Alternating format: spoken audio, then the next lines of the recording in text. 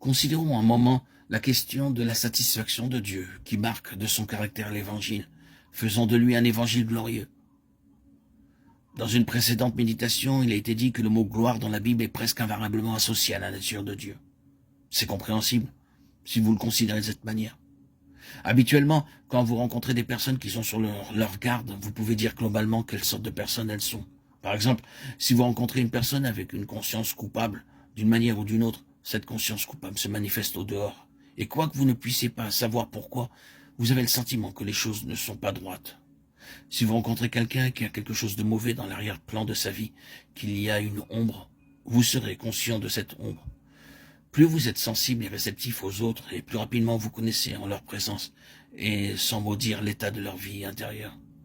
Vous enregistrez quelque chose intérieurement. Cette personne n'est pas transparente, elle est sournoise, on ne peut pas s'y fier. Vous ne savez pas pourquoi, vous ne connaissez pas son histoire, mais vous savez cela. Parce qu'il vient à vous en leur présence, vous savez ce qu'est leur vie. Cette prise de conscience peut se faire d'une multitude de manières. Vous gardez une impression, et quand vous avez cette impression, vous connaissez la personne. La nature de Dieu est entièrement juste, et donc quand vous rencontrez Dieu, vous ne rencontrez pas des nuages d'ombre, d'obscurité, de doutes, de questions, de suspicions, d'incertitudes. Tout est transparent et clair.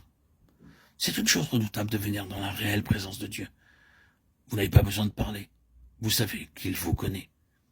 Il lit en vous, absolument et véritablement. Quand le Seigneur Jésus était ici-bas, n'importe quelle obscurité qui venait en sa présence était aussi démasquée. Il n'avait pas à dire quoi que ce soit. Il allait dans un lieu et les démons se mettaient à crier « Ah, qu'y a-t-il entre nous et toi, Jésus de Nazareth ?» Aussitôt, ils étaient démasqués. Luc 4, 34. Il aurait pu leur dire « Je ne vous ai rien dit. Où est la raison de votre attitude ?» Il n'avait pas besoin de parler.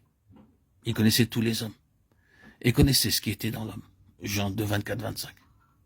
Et les hommes savaient qu'ils savaient. Le problème, c'était qu'ils ne pouvaient pas supporter sa présence. Ils devaient avoir une réaction.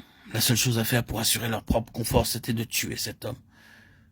Il réveille le souvenir de nos péchés. Il nous rappelle nos péchés. Allons dans la présence de Dieu, et ce sera ainsi. La gloire de Dieu, c'est ce qui se manifeste de Dieu, ce qui s'enregistre, l'impact, l'influence qui procède de lui. Il est totalement juste et sa gloire, c'est de manifester cela. Dieu est intrinsèquement juste. Et il réclame que les hommes doivent être justes afin d'avoir de la communion avec lui, de se tenir dans sa présence et de demeurer éternellement dans sa brûlante lumière. Pensons au fait que nous pouvons être en présence d'un tel Dieu sans broncher.